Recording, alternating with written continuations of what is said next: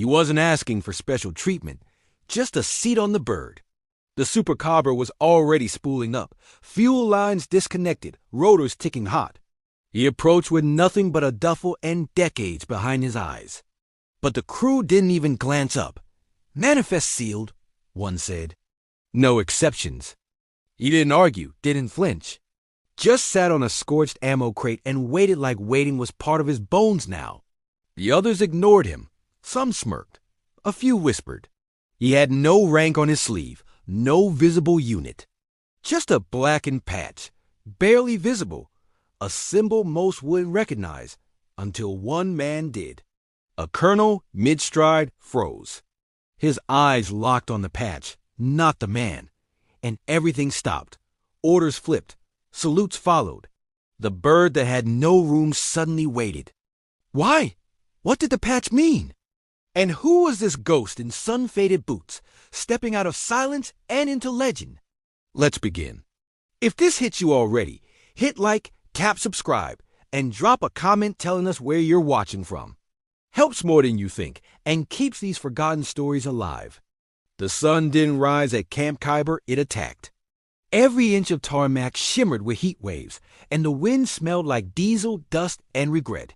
He stood in the middle of it, boots squared, duffel at his feet, watching the SuperCobra wind up for launch. He didn't move, didn't speak, just waited. No one knew his name. His jacket carried no rank, no ribbons, no shiny tabs or fresh starch. Just faded fabric, scorched edges, and a patch so washed out you'd miss it unless you'd seen fire. A young logistics sergeant stepped out with a clipboard, barely looked up. Birds full, manifest locked, no walk-ons. He nodded, no protest, no excuse. He'd heard no from worse voices than that. He stepped back and sat on the crate that burned like an oven rack. Didn't flinch, didn't blink. Just rested his palms on hot metal and kept his eyes on the chopper, like it owed him something. Maybe it did.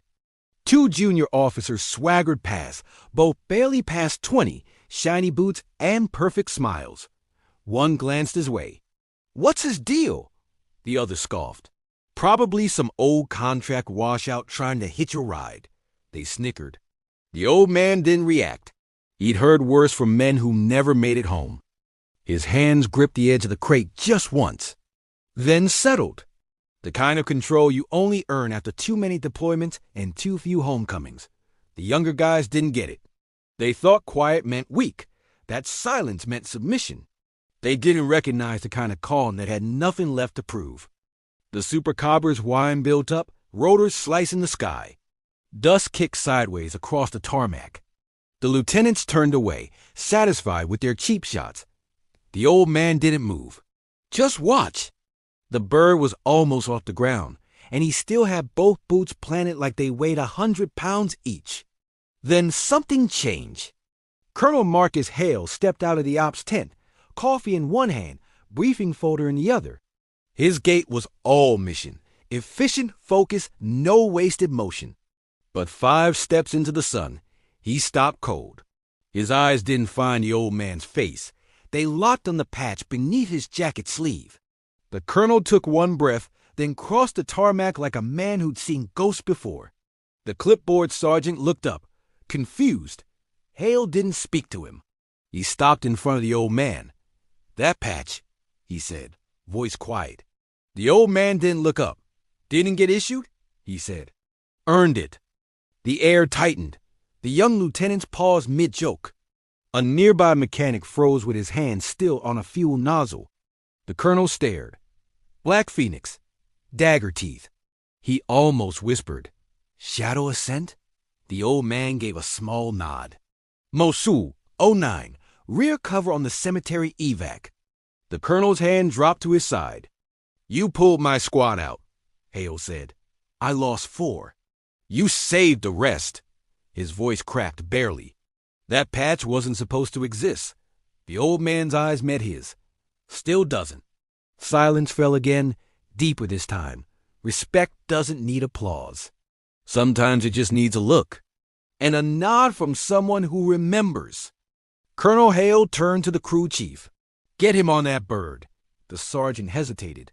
Sir, the manifest. Hale's voice cut through him like steel. Override it. He flies. That's an order. The lieutenant stepped back. One swallowed hard. The clipboard dropped to his side, forgotten. The crate groaned as the old man stood. You didn't march. You didn't pose. He just slung his duffel over one shoulder like it was filled with names no one says anymore. The patch was now visible, sunlight hitting its worn threads like it still meant something. Because it did. It always had, only now, someone finally remembered. He stepped toward the gunship as the rotor screamed. The pilot gave him a nod. A field medic already inside moved aside, clearing space without asking questions. The crew didn't salute, but they watched, closely, like they knew they were witnessing something no brief would ever mention. Ghost Protocol, Shadow Ops, Legacy. The old man strapped in with slow, deliberate hands, the kind of muscle memory that never leaves you. The bird dipped slightly with his weight, adjusted, then steadied. The medic passed him a headset. You good? He asked. The old man gave a curt nod. I'm not here for me, he said. Got a brother north. In the tower, a young spotter leaned toward his comms officer. Who is that? The comms guy shook his head. No idea, but the colonel looked like he saw a ghost. Below them, the SuperCobra flexed its blades, waiting for green light. The man who didn't exist anymore was suddenly flying again. Inside the bird, the thrum of the engines wasn't noise. It was memory. The old man sat upright, back pressed firm, hands resting on his knees. Across from him, the field medic prepped gear in silence. No one spoke. No one needed to. The air felt different now. He brought something with him. History. The pilot glanced back. Everything squared? He called over the headset. The old man didn't answer with words, just a thumbs up. The flight crew took that as gospel. No checklist. No questions. If he said he was ready, that was enough. You didn't double-check a ghost.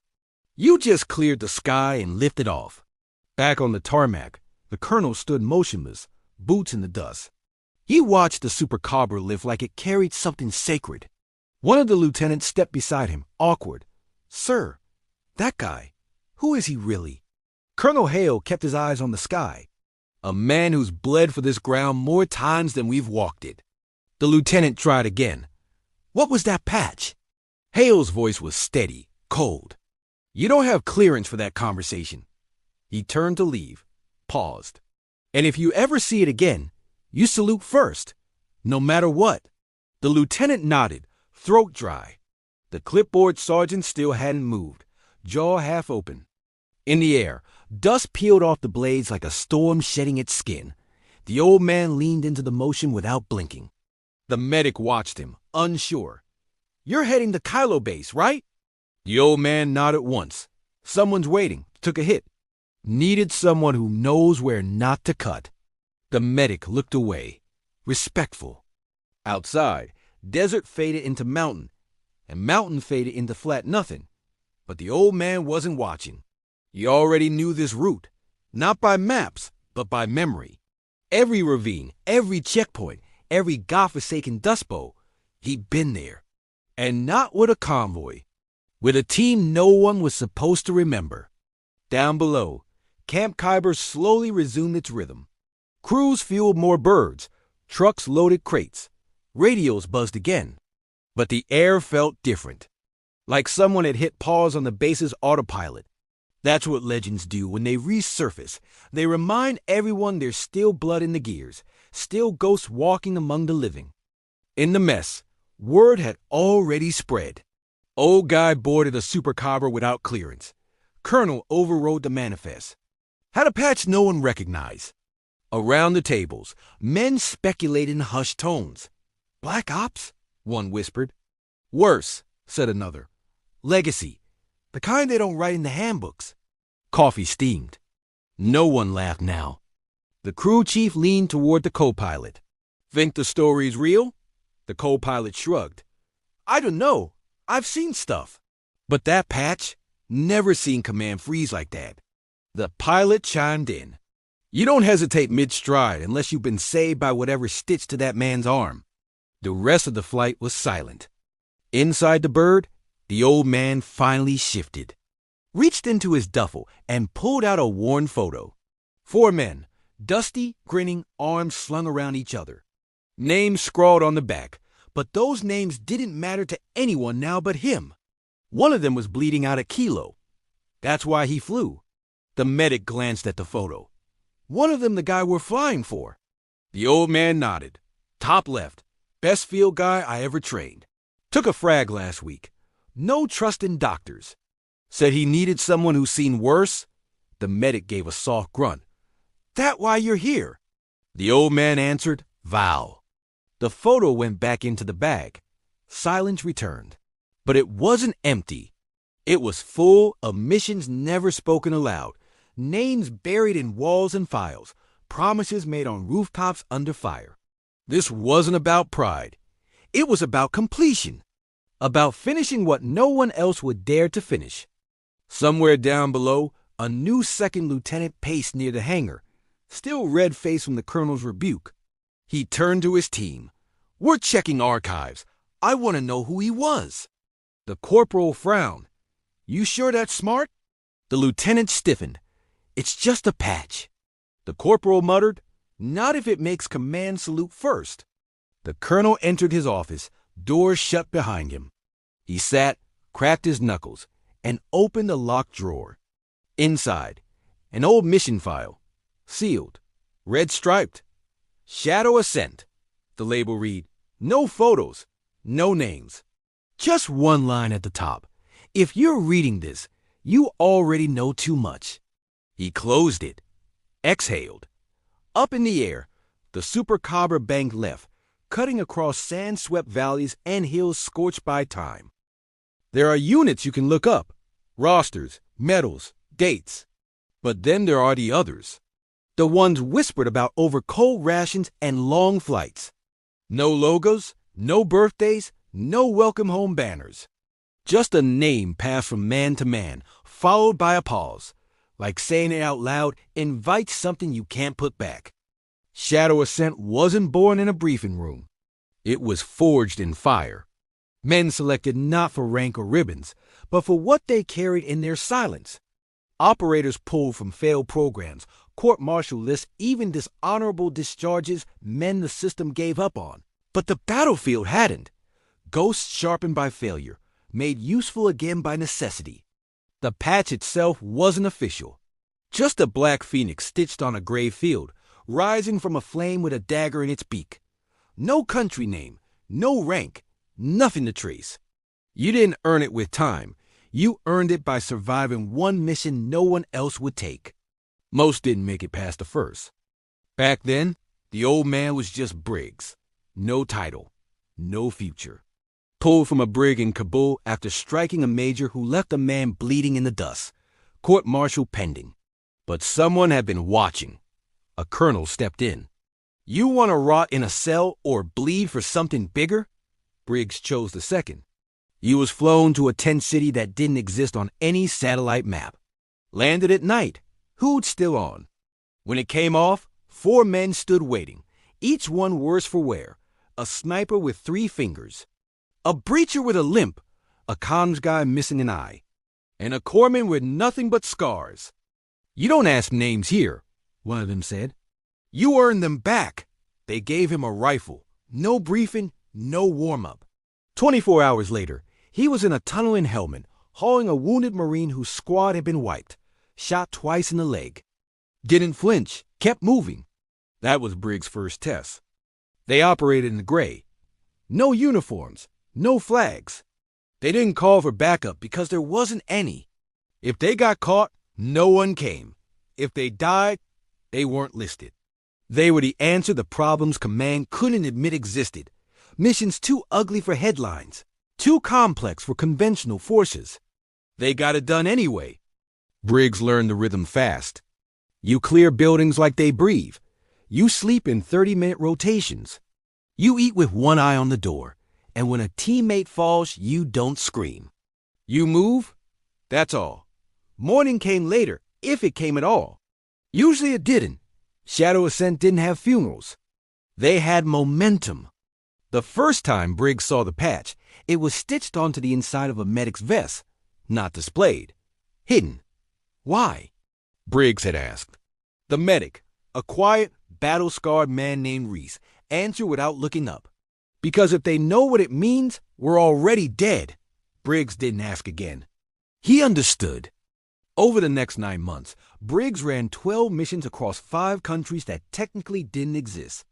Nigeria, Syria, Chechnya, Libya, Mosul. Each time.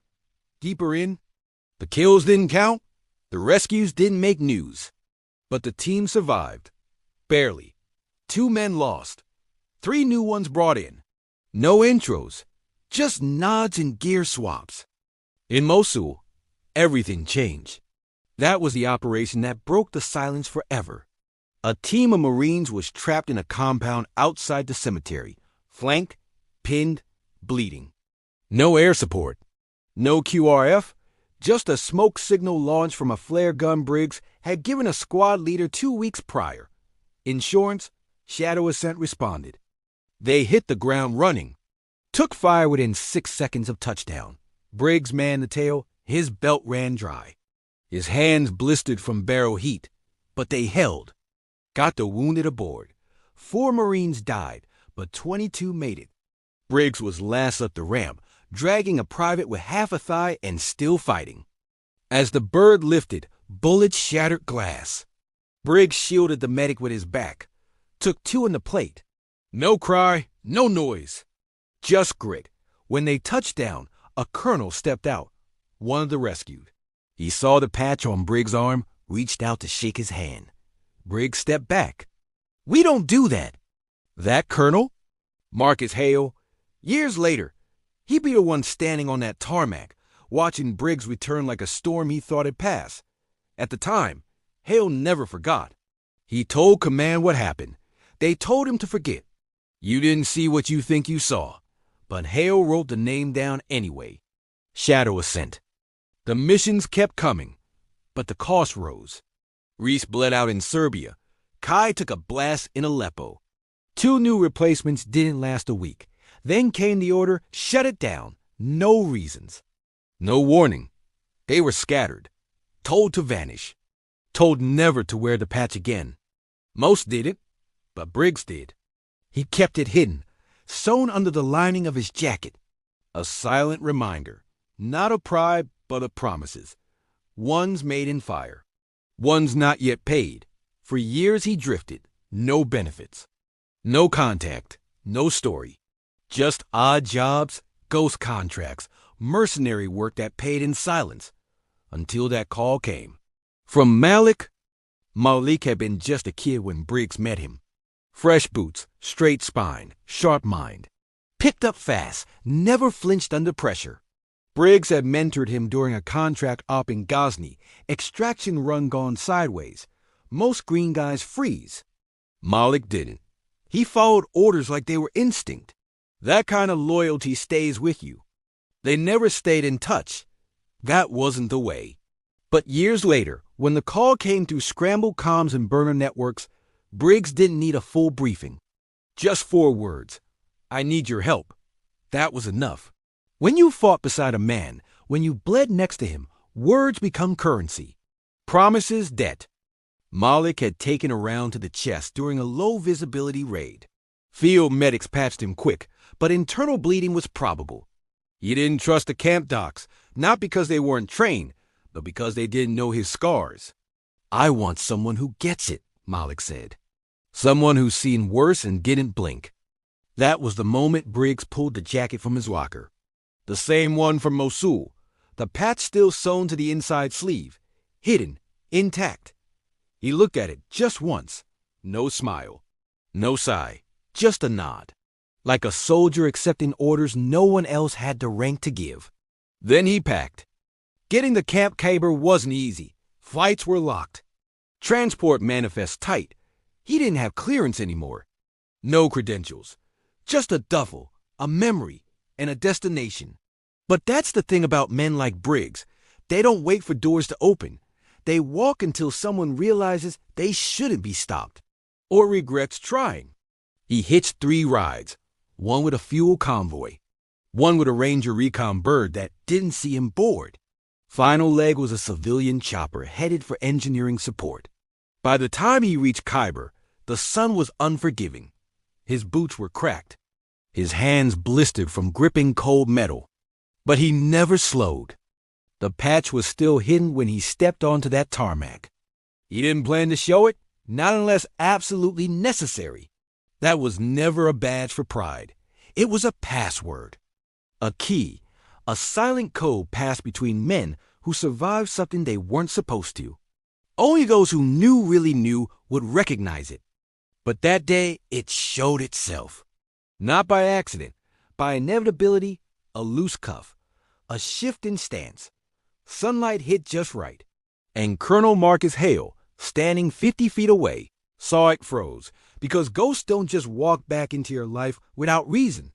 And some patches? They haunt. Hale knew what he was looking at. When Briggs stepped onto the bird, no one stopped him. After Hale's override, the crew moved with the urgency of men not wanting to ask questions. The lieutenants who mocked him earlier stood off to the side, confused, ashamed. They tried to measure a man by appearances. They'd learned. Some patches don't need explanation, just silence. Back in his seat, Briggs didn't relax. He didn't slouch or rest.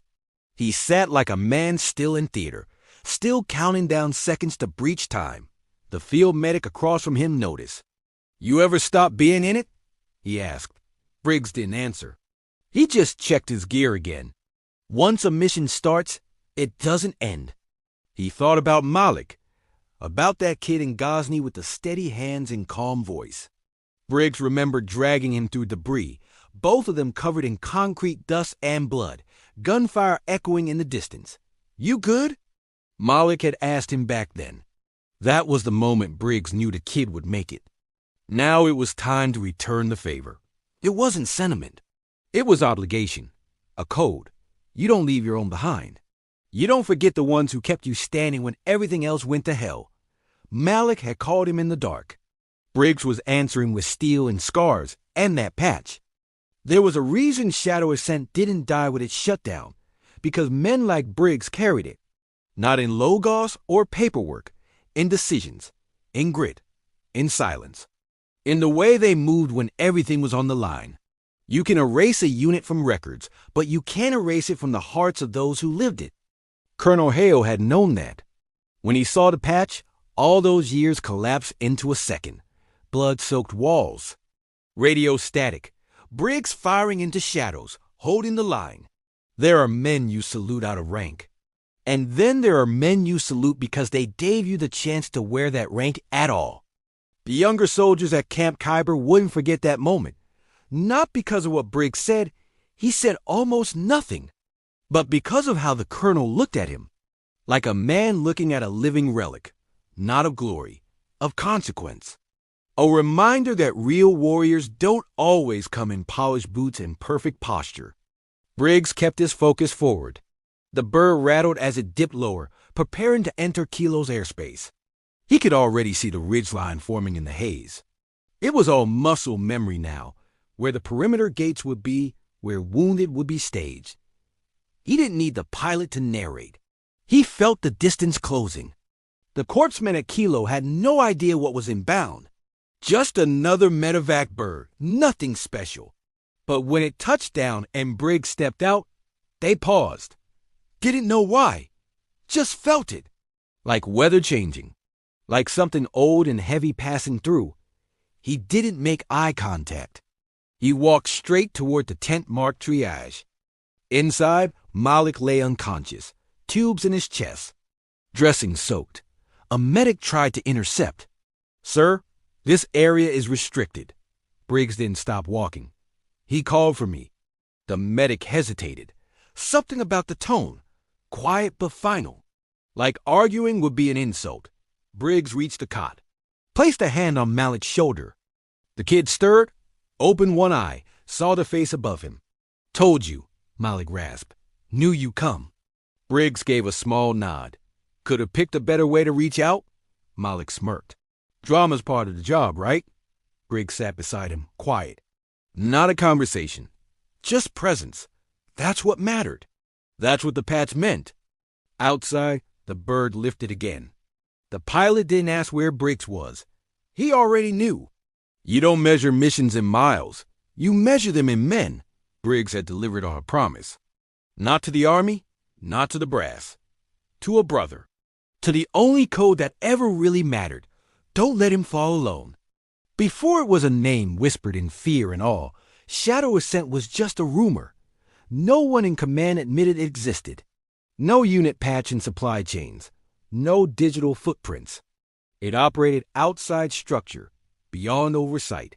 The kind of team that showed up when everything else failed, then vanished before the smoke cleared. They weren't recruited. They were selected. From courtrooms, psych evals, broken rosters. Men who'd been burned by the machine but never broke. Rangers discharged for punching officers, SEALs dropped for insubordination, Delta operators too volatile for chain of command, ghosts in all but name. The kind of men no brass wanted, but every battlefield needed. Their first base wasn't a base. It was a cave system south of Jalalabad. No power, no signals. Just satellite drops and chalk maps. A corporal with a busted knee manned the entrance. The unofficial commander, a sergeant major named Rourke, laid down the rules. We speak in tasks, not titles. You follow the job, or you leave. Briggs arrived during monsoon season. Mud caked every inch of the rocks. Rain soaked his gear, boots, bones. No one greeted him. Just a stack of weapons and a bedroll tossed at his feet. Welcome to Shadow Ascent. No salutes, no welcome speeches. Your worth was proven in silence, under pressure, in blood. He spent the first week in silence. No assignments. No contact. Just watched and waited. Studied the others. 7 men, no matching gear, no matching backgrounds. Each with a limp, twitch, or scar they didn't explain. They trained like wolves, quiet, brutal, efficient. No drills, no cadence. Just instinct layer on top of muscle memory. Then came the initiation op, a snatch and grab in Ramadi. An informant marked for execution. The mission was a test. Drop in, recover the asset, and exfil without being seen. They gave Briggs a suppressed rifle, a tac band, and a 3-hour window. No backup. If he failed, he vanished. One more ghost buried in desert wind. He didn't fail. He got the asset out, stitched a bullet wound on the run, and made the pickup zone with 3 minutes to spare. No applause. Just a nod from Rourke and a patch tossed at his feet. The Phoenix, gray on gray, burned edges. It wasn't sewn on. You had to decide whether to wear it. Briggs didn't hesitate. He stitched it inside his jacket the next day, needle trembling only once.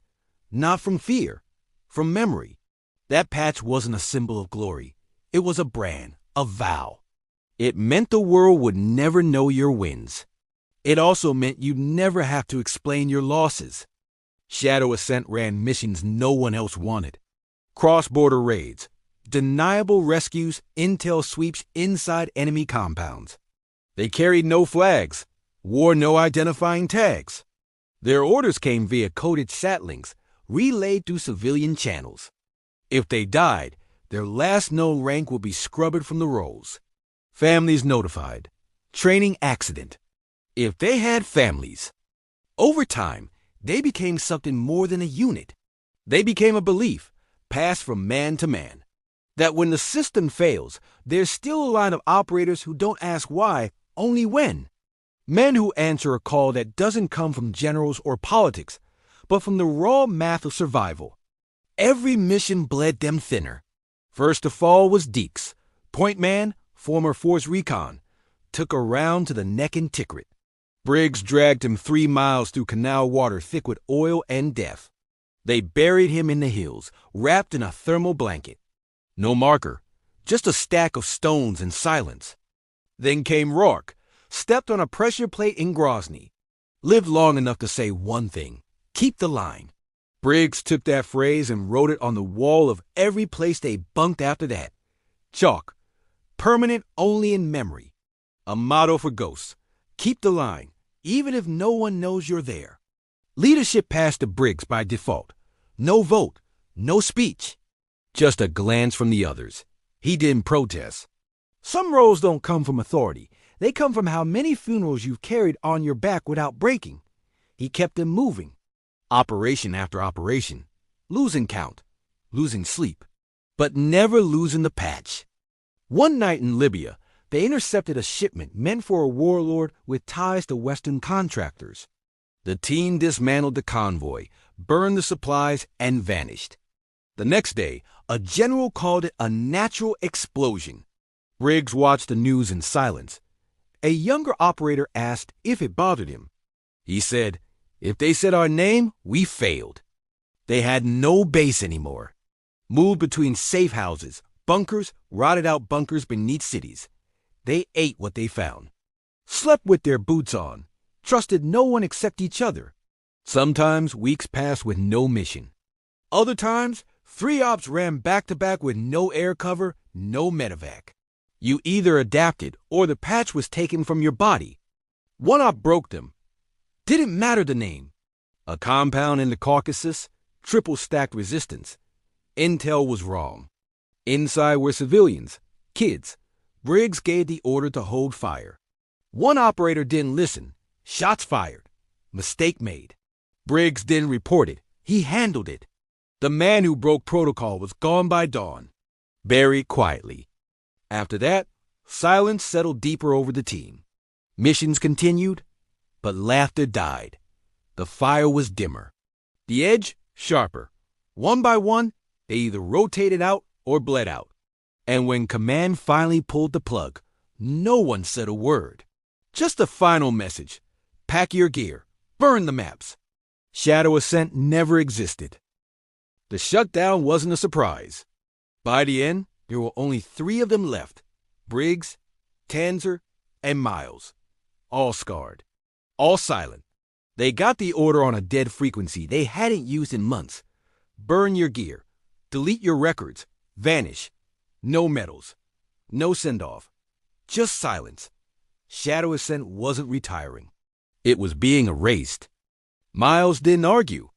Just packed his duffel, nodded to Briggs once, and disappeared into the Baltic cold. Tanzer left a knife on Briggs' bunk, the same one Briggs had given him back in Basra. No note. Just a knife. That's how goodbyes worked in their world. You didn't explain. You left something sharp behind and moved on. Briggs burned the files, the maps, the gear. But not the jacket, not the patch. He kept it buried under layers, close to the ribs. Not out of sentiment, out of respect. It wasn't just cloth. It was memory. And memory, for men like him, was heavier than any armor. It couldn't be shelled or boxed. He took a few contract jobs afterward. Low profile, high risk. Silent exfils, deep in extractions, off-book escort details. Nothing as sharp as Ascent, but enough to keep the blade dull, not rusted. He never stayed anywhere long, never took pictures, never left a footprint. Some men fade. Briggs evaporated, piece by piece, shadow by shadow. Occasionally, word of another former operator would surface. One spotted in Yemen, another buried in Myanmar. No one confirmed. No one reached out. They didn't do reunions. Didn't swap war stories over beers. What they carried couldn't be shared. And the men who could have understood were scattered across the map like forgotten shrapnel. Briggs lived like that for years, waiting, not hoping, just breathing between echoes. Then came the static-filled message from Malik. Just a call sign, just a voice. But it cracked through time like gunfire through a quiet hallway. I need you. That was enough. That was all it took to pull the jacket back out. Now, flying above the desert again, Briggs wasn't reflecting. He wasn't nostalgic. He was tracking, calculating approach angles, threat vectors, likely landing friction zones. Men like him didn't ride emotions. They rode intel. Every heartbeat was an update, every breath a recall. And even if no one else knew Shadow Ascent flew again, he knew. Back at Camp Kyber, Colonel Hale stared at the screen. He hadn't told anyone. But after seeing that patch on Briggs' arm, he'd opened an encrypted terminal linked to one last server. Buried under black budget codes, it recognized him barely. One file blinked. Shadow Ascent. Status: disbanded. Members redacted. Actions classified. Hale didn't open it. He just stared at the word. Redacted. Like they were never there. He whispered, "I was there." And for a moment, a man with 20 years in uniform felt like a recruit again, standing under tracer fire, while a tail gunner with no name laid down the only cover that mattered. In the Bird, Briggs shifted. The medic beside him checked his 4 kits again. "You ever go back to the old places?" he asked. Briggs shook his head. "There are no old places. Only graves?" The medic nodded, quiet. "Some truths don't need elaboration. And some men don't need to say they've lost. You can feel it." They began their descent into Kilo. Briggs stood up before they were cleared. Shoulders straight, eyes forward. Like he'd never left the wire, the pilot didn't question it. He just glanced over his shoulder. "You sure you're ready for this?" Briggs adjusted his sling. Never stop being ready. Just stop being called. That was the difference. Touchdown was quick, dust everywhere. But Briggs moved through it like fog, no hesitation. He didn't wait for permission to enter the triage tent, didn't salute. He wasn't here for command. He was here for Malik, for a brother. For a kid who once saved his life without needing to pull a trigger. Inside, Malik's eyes opened slowly. "You look older," he said with a cracked smile. Briggs smirked once. "You look worse." Malik winced. "Still better than the last guy who patched me up." Briggs sat beside him. No words, just presence. That was the Ascent way, not loud, not dramatic, just there. Until the job was done. Outside, a young staff sergeant asked the pilot, "Who the hell was that?" The pilot shrugged. "He was someone who existed before our systems did. Someone who doesn't need a rank to move a room." The staff sergeant nodded. He wouldn't forget the sight. The walk. The silence that felt louder than any speech ever could. Colonel Hale made one last call that night. Secure line. "No trace?" "He's active," he said. The voice on the other end paused. "Are you sure?" Hale's voice was tired. "I'm not sure of anything. But that patch still flies. And if it flies, maybe we still have a shot." The voice hesitated. Then simply understood. Briggs stayed 2 nights at Kilo. Helped Malik walk again. Supervised dressing changes. Trained the medics without talking down to them. Never said he was right. Just showed what worked. Then he left before dawn. No goodbye. No salute. Just the sound of boots in gravel and a faint thud as the tent flap closed. No one saw where he went. No one asked. But they remembered him.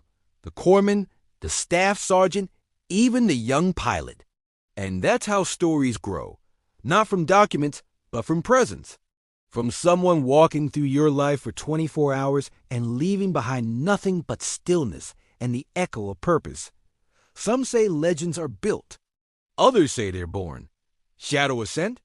It was neither. It was earned in the dark, in the dirt, in the blood.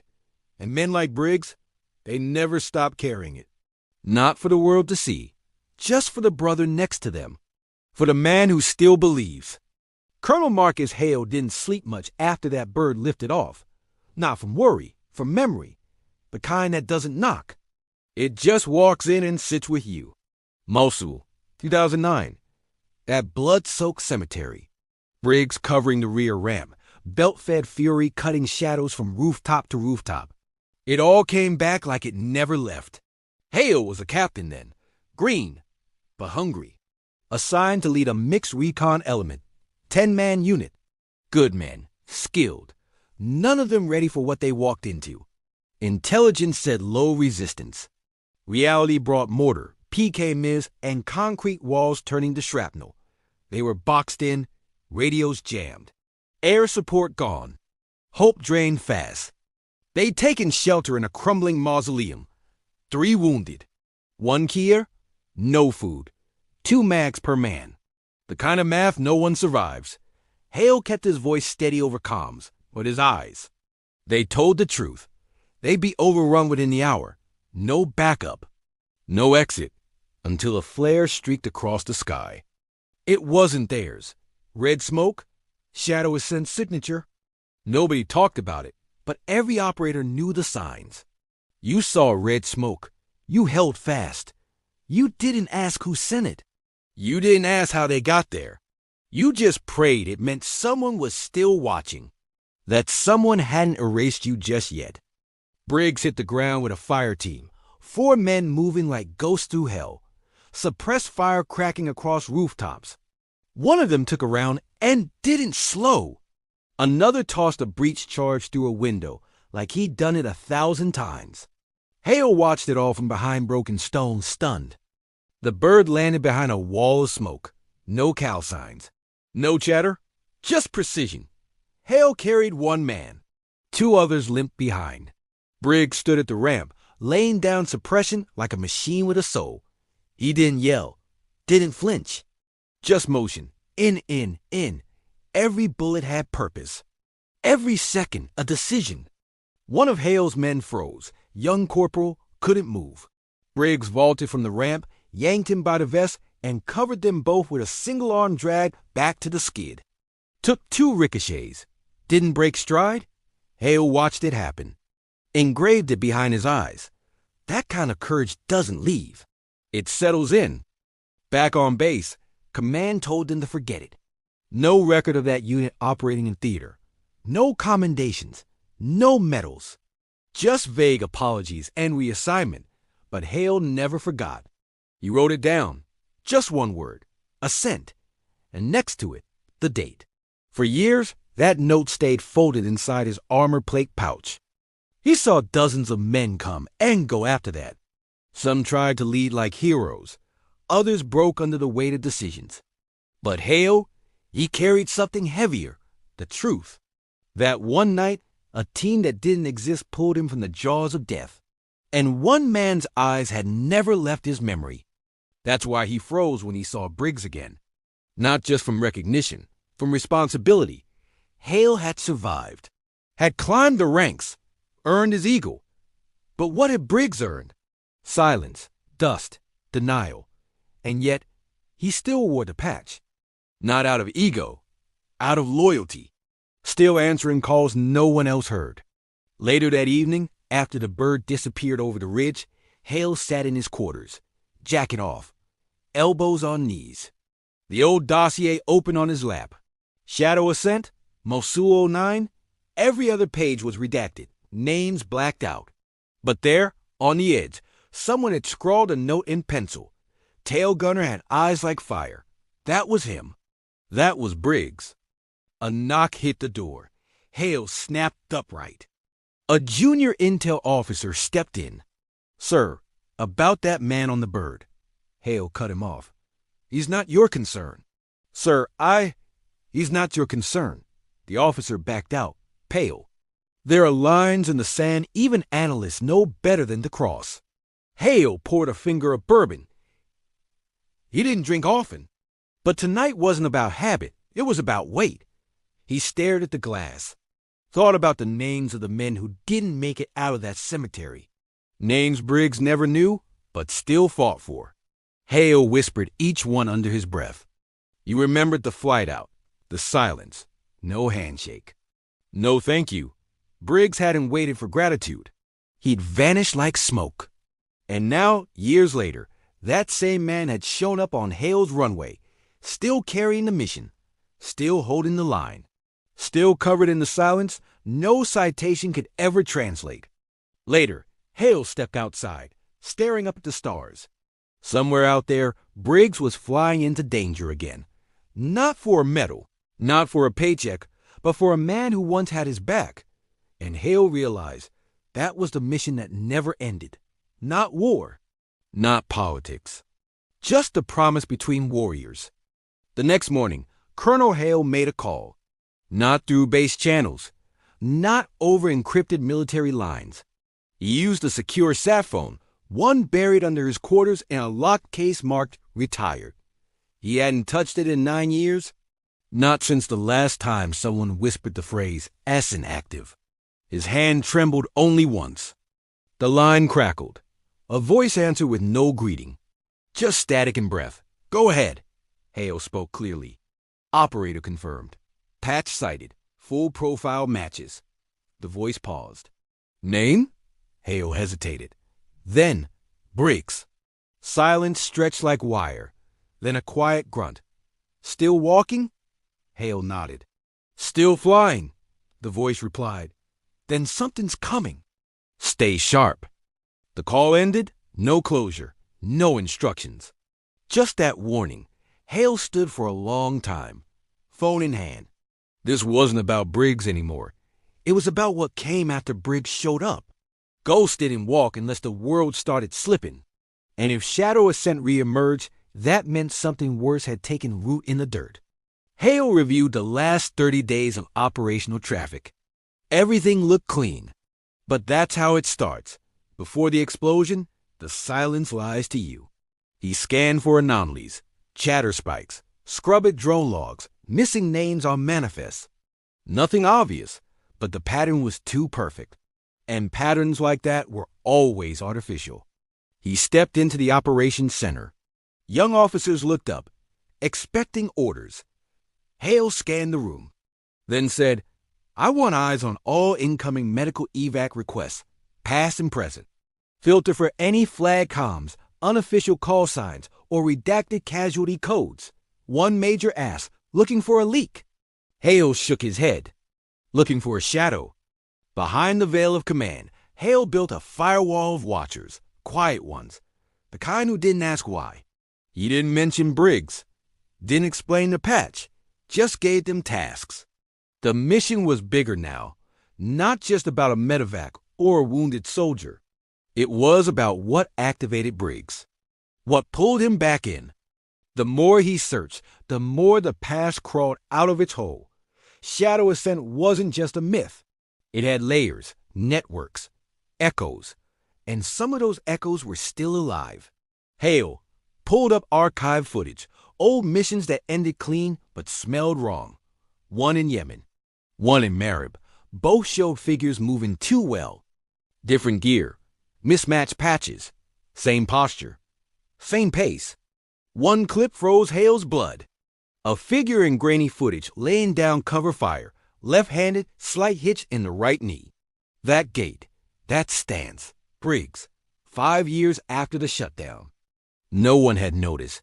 Hale whispered, You never stopped, did you? It wasn't a question. It was truth. At Kilo, Briggs sat beside Malik's cot. The kid was resting easier now. Tube still in, but color coming back. A corpsman entered. Vitals stable. He'll make it. Briggs nodded.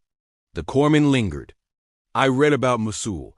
Some say the only reason anyone survived was a tail gunner who didn't even leave a name. Briggs replied, That's the point. No one else knew Briggs was leaving that morning. He moved early, packed light. One blade, one jacket. That same patch tucked under his sleeve. He nodded to the flight deck, Northridge. The pilot nodded. Didn't ask for paperwork. He'd seen the colonel's override, and he'd seen how Briggs walked. That was all the clearance he needed. As the bird lifted, Briggs didn't look back. Not at the base. Not at the fading horizon. His eyes were forward, always. Men like him don't reflect until it's over. And for him, it wasn't. Not yet. There were still names in his memory. Still debts unpaid. Still lines on the map that no one else could read. Back at Camp Khyber, Hale stood alone at the outer fence. Wind cut dry across his uniform. He stared out toward the north, toward the direction Briggs had taken. Part of him wanted to follow. Another part knew better. Some roads weren't meant for eagles. They were built for wolves. And wolves don't walk in packs. A lieutenant stepped beside him. Colonel, sir? Word is spreading. About the man who flew without a name. Hale didn't respond. The lieutenant added, Some say he's a myth. Hale turned. He's not a myth. He's a warning. The lieutenant frowned. Warning of what? Hale replied, of what this world creates when it forgets who it owes. That night, the colonel wrote a letter, not to command, not to family, just a folded note tucked into his journal. 4 words, I saw the patch. He sealed it in plastic and slipped it into the lining of his body armor. Not for himself, for whoever found him someday and wondered what kept him awake at night. Downrange, Briggs landed at an old checkpoint turned-out post. Dust-choked, half abandoned, but familiar. He stepped off like he'd never stopped. A young private saluted. Briggs ignored it. Walked past. Inside a tent, 2 men waited. Both older, grizzled. One missing an ear. The other chewing on a matchstick. When Briggs entered, they stood. We heard the call, one said. Briggs nodded. No handshakes. No greetings. Just presence. That's what Shadow Ascent was. Presence. No ranks. No uniforms. Just men who answer without question. They had no flag behind them. Just a patch. Hidden. Carried. Remembered. And now active again. Not for glory. For necessity. For something coming no one else was ready to face. Back at Camp Kyber, the comms officer flagged a strange transmission. Brief, low band, heavily encrypted. Couldn't trace the origin. Just 2 words came through. Ascent forming. He brought it to the colonel. Hale stared at the screen for a long time. Then he said, let them form. We'll need them. And walked away. Briggs didn't make promises often. Men like him weren't built for vows. Too many broke in the field. Too many buried in the silence. But when Malik had saved him that night in Ghazni, Briggs had looked him in the eye, covered in blood, breath ragged, and said 4 words that mattered. I owe you one. It wasn't poetic. It wasn't ceremonial. It was survival debt. In the old ways, among the old men, that meant something. Not just returning a favor, but returning the fight. If one man took a bullet so you didn't, then someday you carry him when the world stops walking. Malik had never asked for it. Until now. Briggs remembered the night. A 2-man crawl into a collapsed apartment block under fire. Insurgents on every side. Dust in his lungs. He'd been pinned behind a metal frame when a frag landed just short. Malik dove without thinking. Body first. Shielded Briggs. Took shrapnel. Didn't pass out. Pulled Briggs out after dragging his own leg. That kind of move, it sticks with you. Not because of drama, but because of simplicity. No hesitation. No orders. Just the right decision at the worst time. That's the currency real soldiers trade in. Quiet loyalty. Malik never brought it up again. Never expected repayment. But men like Briggs don't forget who bleeds for them. So when Malik's voice hit that cum channel, cracked, broken, uncertain, Briggs was already zipping the duffel. He didn't ask who approved it. Didn't wait for clearance. That wasn't how the vow worked. The vow was older than protocol. Older than uniform codes. It lived between 2 men, not between departments. You call, I come. Most of the ride to Kyber, Briggs stayed silent. Not cold, focus. The kind of focus that only surfaces when memory stirs muscle. He checked the same gear twice. Ran the same straps through glove fingers.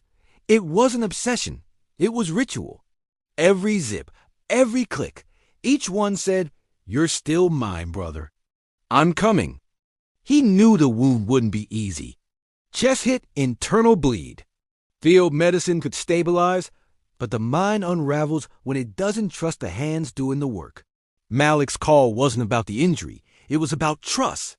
About knowing that if he slipped under, someone who knew his file by heart would stand beside him. That kind of trust doesn't come from paperwork. It comes from fire, from nights when no one's listening, from moments that don't make the mission report. Briggs had seen it before, operators refusing morphine until he arrived. Not because he was a medic, but because when the body fails, the soul searches for someone real. When Briggs walked into the tent at Kilo, Malik wasn't conscious yet. Tubes in his chest, lines taped to his arms. But the moment Briggs sat down beside the cot, the vitals steadied. The corpsman noticed it first. Heart rate leveled. He said, "Breathing easier." He looked at Briggs, didn't question, just gave a nod of respect. For the next 8 hours, Briggs never moved. He adjusted dressings, rechecked oxygen levels, flipped the clipboard. He wasn't trained for this anymore, not officially. But skill doesn't vanish, it just waits. One corpsman asked where he learned. Briggs didn't answer, just pointed to Malik. Learned at keeping that one alive. Everything else came after. By midnight, Malik stirred. His voice was shredded. "How long you been here?" Briggs didn't answer the question. Just replied, "Long enough." Malik blinked, coughed, smiled. "Didn't think you'd come." Briggs shook his head. "You're dumber than I remember." Malik laughed, winced, grunted. "That means you still care," Briggs replied. "I never stopped. Just waited." They didn't reminisce. That wasn't their way. No war stories. No comparisons, just silence. And inside that silence, history breathed. 1,000 unspoken moments that made up a bond you couldn't replicate. That's what brotherhood feels like in the field. Not hugs, not declarations, just presence. You show up. You don't leave. That's the vow. At one point, a junior officer entered the tent, clipboard in hand.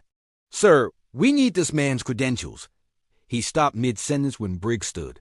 Not tall, not aggressive, just certain. The officer looked at him, swallowed, and stepped back. Left the clipboard. Walked out. The corpsman smirked. Some rooms don't need salutes to hold command. Later that night, Malik fell asleep again. Briggs stayed awake. He rewrapped the gauze, cleaned the IV line, sat in a metal chair with no cushion, no backrest. But he didn't shift, didn't grumble, because some moments demand discomfort. Not out of duty, out of loyalty. You sit there because it's your brother bleeding, not someone else's. Outside the tent, the desert wind picked up. Sand whispered through the camp, but inside it was still, peaceful, even. A corpsman stepped in with coffee, offered it to Briggs. He took it. Nodded once, no words. That's how men speak when they've earned each other's silence. Coffee becomes currency. A nod replaces a speech. By morning, Malik's numbers were stable. The doc said surgery was off the table, recovery possible. Briggs said nothing. Just watched the monitors, checked the chart. He was already planning the next move. Not for himself, for Malik. Where he'd be moved, who'd be assigned. Briggs would vet every man. Trust wasn't automatic. It had to be earned. A new corpsman approached, young, nervous. "Sir, the bird's being prepped. You can hitch back if you want." Briggs stood, stretched. His back popped like distant gunfire. He looked at Malik, sleeping, then back at the corpsman. "I'll take the long way." The corpsman frowned. "Why?" Briggs replied, "Because the long way's the only one that counts." Briggs left the tent without ceremony. No salute, no handshake. Just a long look back at Malik's cot, like confirming the fire hadn't gone out. Then he stepped into the rising heat.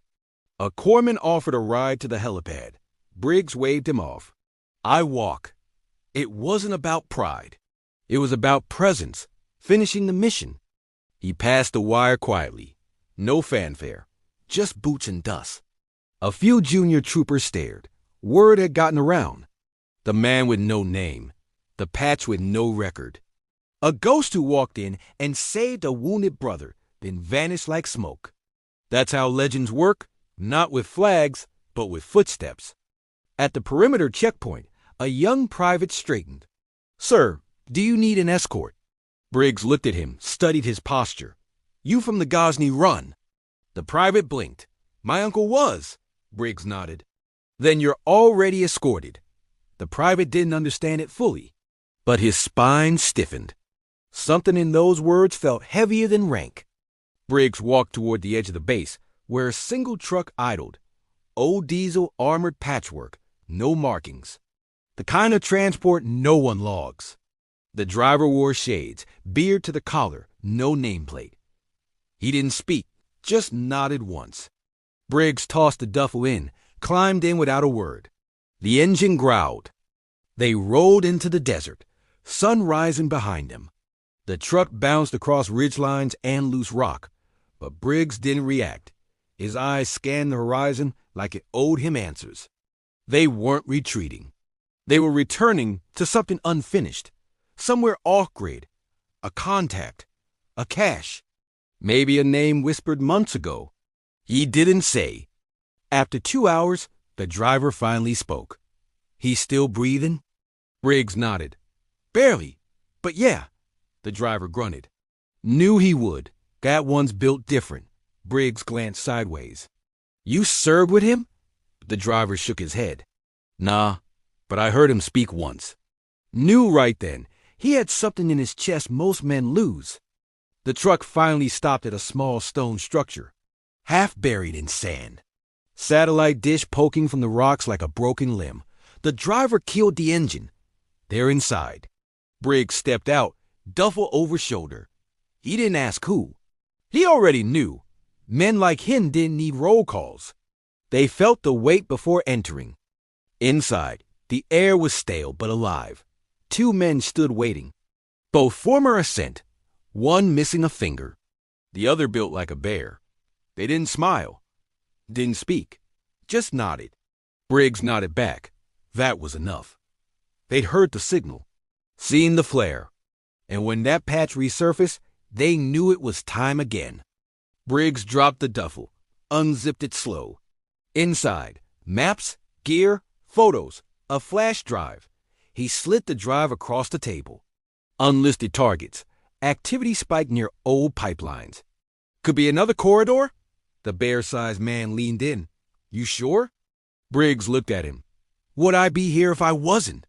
The question landed like a stone. The room changed, like voltage had just entered. They weren't playing soldier. They were drawing lines. Old habits reawakening. One man pulled out a battered radio, clicked through dead frequencies. Another unrolled a canvas full of knives, sidearms, brass markers. Briggs watched it all unfold, quiet. This was what the vow meant. Not just protection, preparation. Later, as dusk approached, Briggs stepped outside. The desert cooled. He lit a cigar he hadn't touched in years. Smoke curled slow from his mouth. He didn't enjoy it. He marked it, like lighting a signal only ghosts would see. Behind him, the others checked weapons. Unspoken rhythm, no briefing needed. They already knew. That night, around the fire, they sat in silence. Just a crackle of flame and distant wind. One finally spoke. Did you know he'd call? Briggs nodded. Eventually. Another asked, what happens if this is bigger than just him? Briggs didn't answer at first. Then we go all the way, like before. No backup. Just us. The fire snapped. Sparks scattered into the dark. And for a moment, time folded, like they were back in that burned-out bunker outside Kandahar, waiting for a helicopter that never came. Same feeling, same weight. Only this time, there was no command, no mission file. Just a vow carried on the backs of men no longer listed. The next morning, Briggs checked his gear again. He touched the patch under his sleeve, just once, not to remember, to confirm that it was still there, that he was still there, and that someone, somewhere, still needed what they carried. Not orders, not clearance, just will, just grit, just the silence that follows real noise. They rolled out that day, no call signs, no destination filed, but they weren't lost. They were aligned to something that didn't need coordinates. The vow pulled them forward, kept them moving, kept them together. 3 men, 4 guns, 1 unspoken mission. That's how Ascent moved. Like smoke across a battlefield, no one admits still burns. And back at Kilo, Malik opened his eyes again, stronger now. His fingers flexed, his breath steadied. A corpsman stood beside him. He's gone, he said. Malik smiled faintly. Good. The corpsman raised an eyebrow. Good? Malik nodded. Means he's working. Then he closed his eyes again, not to rest, but to wait. Quiet, faithful, unafraid. The bird lifted slow. Not because of weight, because of presence. The three men inside weren't just passengers. They were a message, a reminder that some ghosts don't fade. They deploy. Across the ridgeline, the sun cast long shadows. Briggs sat against the bulkhead, eyes forward, patch beneath his sleeve pulsing like a heartbeat no machine could track. No orders, no manifest, no flight plan submitted. But the pilot flew without question. He'd been briefed by silence, by reputation. One word had been passed to him in a sealed envelope. Ascent. That was enough. That meant everything. He flew steady. No chatter, no music, just the hum of purpose vibrating through the airframe. Briggs didn't speak. Neither did the others. What needed saying had been said long ago. Some conversations never end. They just change terrain. The gear at their feet wasn't regulation. Their comms weren't standard, but their resolve, untouched. This wasn't payback. This wasn't justice. It was the final link in a chain forged years ago. The mission wasn't about Moloch anymore. It had started there, but the flare had exposed more than just a wounded man. It had stirred the dirt, unearthed the trail. Names, signals, ghost corridors, old contractors suddenly active again. Someone had tried to erase the past. Problem is, Ascent was the past, and it remembers everything. Briggs had pieced it together during the walk back from Kilo. 2 missing cargo transports, 1 hijacked satellite ping, and a shell company tied to a name he hadn't heard since Tripoli. The files hadn't survived, but the memory had. And that memory was sharper than anything forged from steel or data. The others knew it too. Same players? One asked. Briggs nodded. Worse. They've got clearance now. That changed things. Not just enemies in the dark, enemies in plain sight. Men who'd been cut from the same cloth as Ascent, only stitched back together by greed, not loyalty. Shadows turned mercenary. And now, operational again. The bird banked east, dropping altitude to cut radar. The pilot didn't ask why. He floated enough to read patterns. He knew the way these men moved, low, lean, precise. They weren't looking for confrontation. They were looking to remove a cancer. Quietly, permanently, and without ever asking permission from anyone above their pay grade. Briggs opened the duffel, checked the gear. Each piece told a story. The breacher's kit from Serbia, the suppressed SMG from Kandahar, even a folded photo, black and white, edges curled. The original Ascent lineup. 8 men, only 3 remained. But those 3 were enough. Not because of strength, but because of what they refused to leave unfinished. They landed in the middle of nowhere. No lights, just gravel, steel plates, and a wind that carried whispers. An old safe house waited, buried in rock, guarded by time. No security cams, no keypads. Just a knock code on the steel door and a breath held until the bolt slid open. Inside, a man waited. He was younger, late 30s, former comms tech. Eyes twitchy, voice low. Took you long enough, he said. Briggs walked past him. We move at the speed of the dead. The comms tech didn't laugh, just handed over a file. This is everything. Routes, cash flow, names. Briggs opened it, flipped through. His eyes stopped on one name. Tanzer. Last seen in Chechnya. Rumored dead. But if this file was right, he was alive and working for the other side. That hit deeper than expected, not because of betrayal, because of the possibility that one of their own had forgotten the vow. That hurt more than bullets. Briggs closed the folder slowly, like laying down a coffin lid. The team moved into position within hours. No command. No satellite link. Just maps, bearings, internal clocks honed by years. The drop site was a compound carved in the rock, half bunker, half palace. Guarded, armed, but not ready for them. No one ever is, not when Ascent moves, because Ascent doesn't strike. It cleans. Briggs was on point. They breached the outer wall without sound, 2 guards down before they reached the corner tower. Inside, silence reigned. The men they found weren't soldiers. They were suits with guns. Contractors paid too much to pretend they were still warriors. But when Ascent showed up, they remembered what real looked like. They cleared rooms methodically, each breath since, each step anticipated, the kind of rhythm only forged in fire. When they reached the final corridor, Briggs paused. A shadow moved. Not hostile. A man stepped forward, older, scar on his jaw. Tanzer. He didn't raise a weapon, just stared at Briggs like seeing a mirror crack. "You're late," Tanzer said. Briggs replied, "You're still breathing." It wasn't a compliment. It was a warning. Tanzer raised his hands.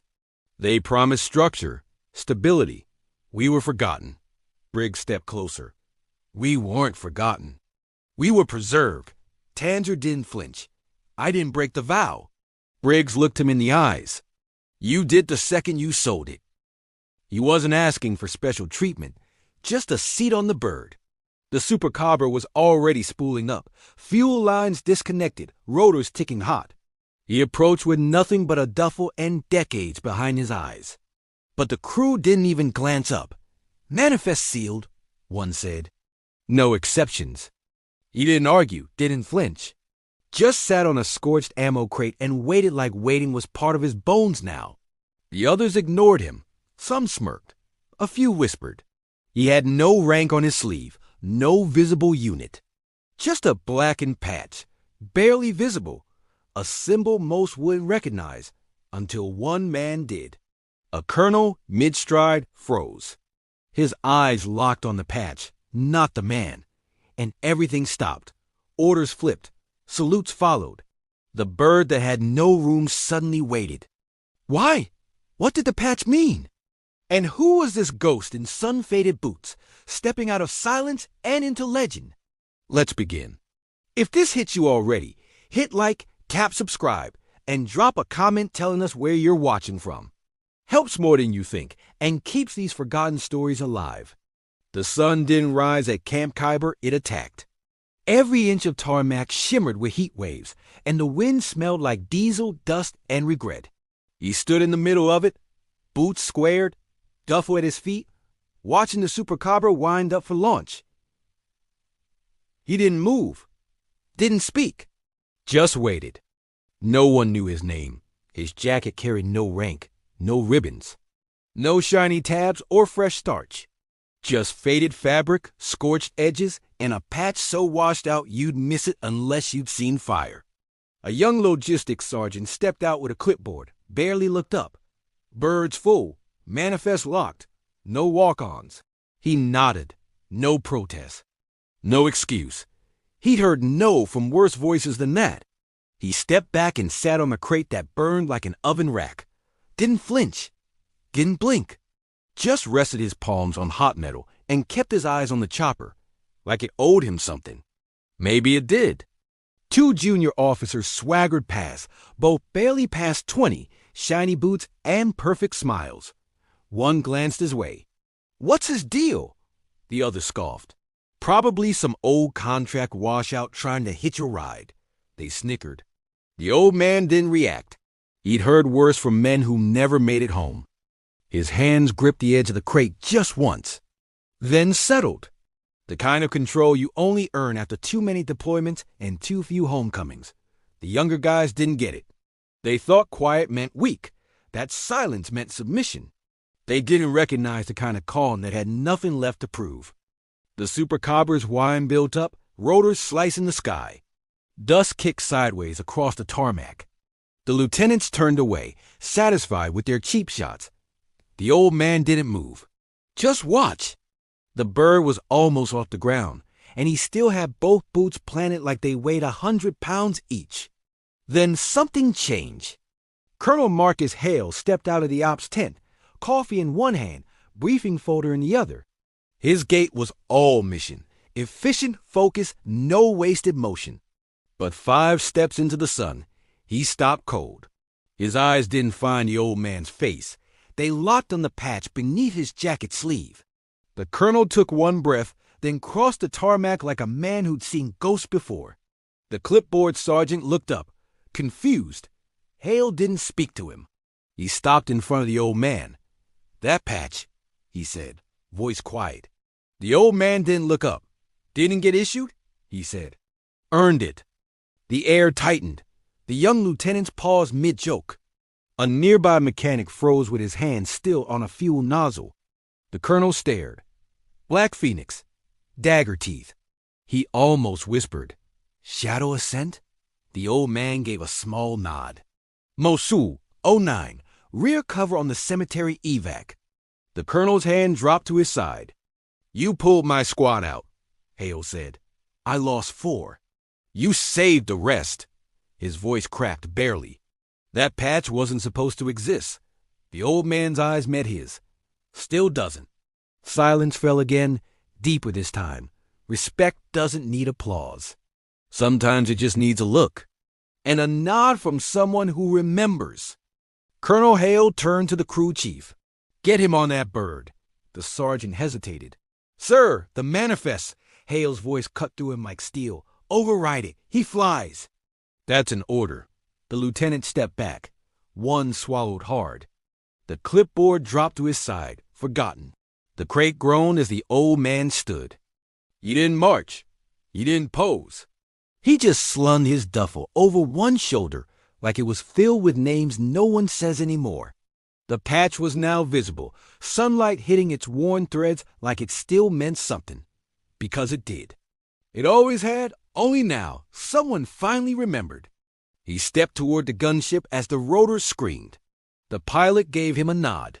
A field medic already inside moved aside, clearing space without asking questions. The crew didn't salute, but they watched, closely, like they knew they were witnessing something no brief would ever mention. Ghost Protocol, Shadow Ops, Legacy.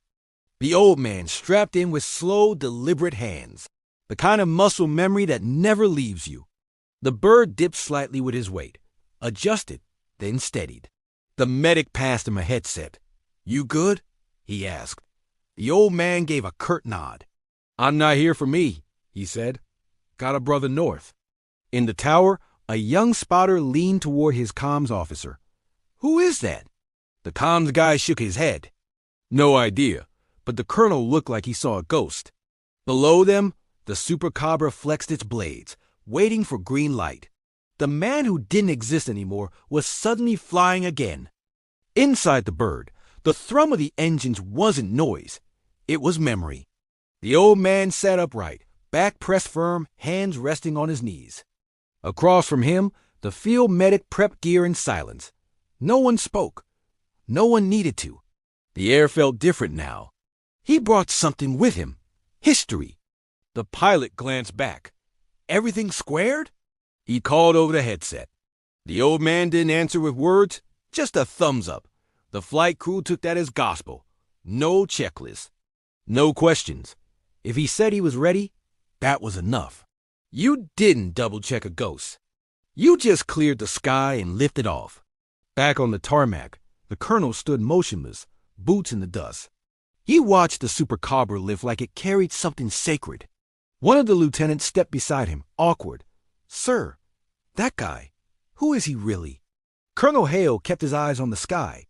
"A man who's bled for this ground more times than we've walked it." The lieutenant tried again. "What was that patch?" Hale's voice was steady, cold. "You don't have clearance for that conversation." He turned to leave, paused. "And if you ever see it again, you salute first, no matter what." The lieutenant nodded, throat dry. The clipboard sergeant still hadn't moved, jaw half open. In the air, dust peeled off the blades like a storm shedding its skin. The old man leaned into the motion without blinking. The medic watched him, unsure. "You're heading to Kylo base, right?" The old man nodded once. "Someone's waiting. Took a hit. Needed someone who knows where not to cut." The medic looked away, respectful. Outside, desert faded into mountain, and mountain faded into flat nothing. But the old man wasn't watching. He already knew this route, not by maps, but by memory. Every ravine, every checkpoint, every godforsaken dust bowl. He'd been there. And not with a convoy. With a team no one was supposed to remember. Down below, Camp Kyber slowly resumed its rhythm.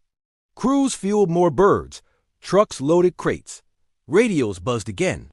But the air felt different. Like someone had hit pause on the base's autopilot. That's what legends do when they resurface.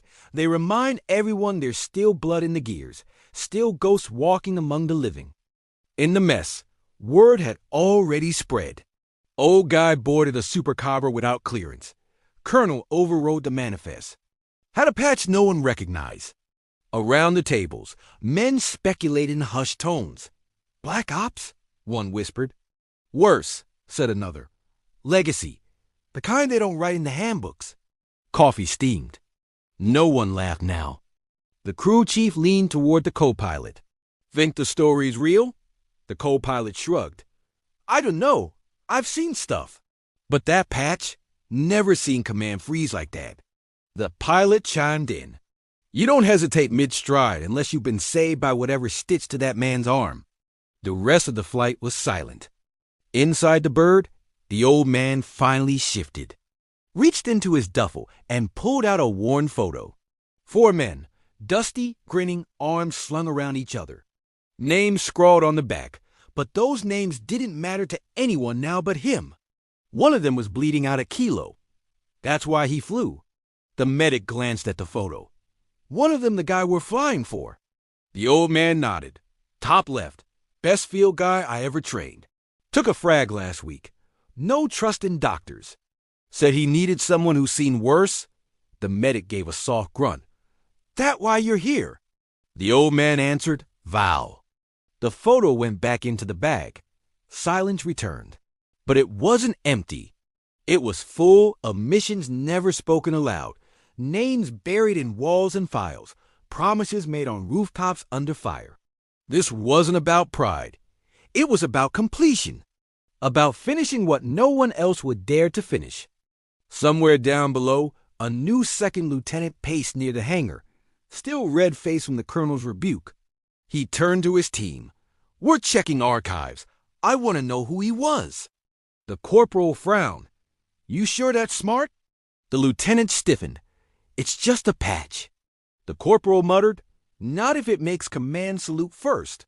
The colonel entered his office, doors shut behind him. He sat, cracked his knuckles, and opened a locked drawer. Inside, an old mission file, sealed, red striped. Shadow Ascent. The label read, no photos, no names. Just one line at the top. If you're reading this, you already know too much. He closed it, exhaled. Up in the air, the SuperCobra banked left, cutting across sand-swept valleys and hills scorched by time.